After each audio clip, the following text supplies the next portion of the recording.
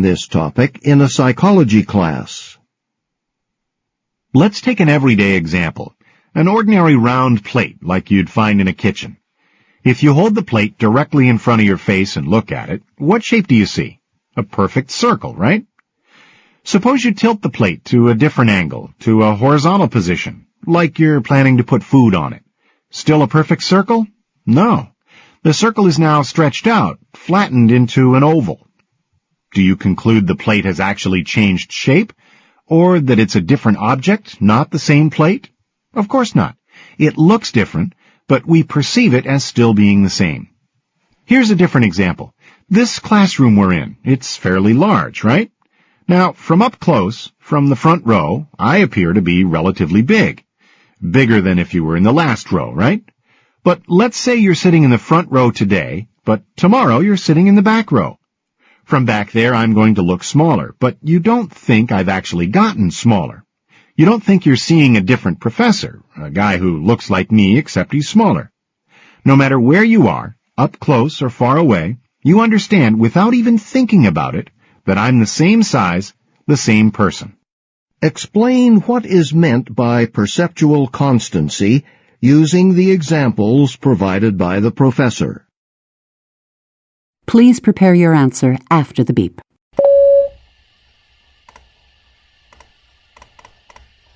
Round plate. If you hold it in front, it's plate in front of your face, it will appear to be a circle. However, if you hold it horizontally, it will be stretched on the oval. But you won't conclude that this is a different object. It will just, even though they look different. In this class you was in. In the front row, the professor will look big compared to the last row. However, let's say that you go to the back row tomorrow.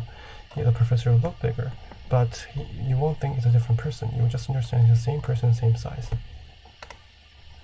Please begin speaking after the beep. Even if conditions change and we see objects differently, we will still recognize them as the same thing. This is known as perceptual constancy. In the lecture, the professor further clarifies this concept by giving two examples. The first example he gives was about a round plate. If we hold this plate in front of our faces, then this plate will appear to be a perfect circle. But if we tilt it horizontally, then this round circle will be stretched into an oval. But we won't conclude that this is a different object or a different shape, even though they will look different. The second example the professor gives was about this classroom he was in. From the front row, the professor would look bigger compared to the people in the last row. But let's say that we go to the back row tomorrow. Then the professor will look smaller, but we won't conclude that he's a different person. You will still understand that he's the same person and the same size, even though he looks different. So this is perceptual constancy.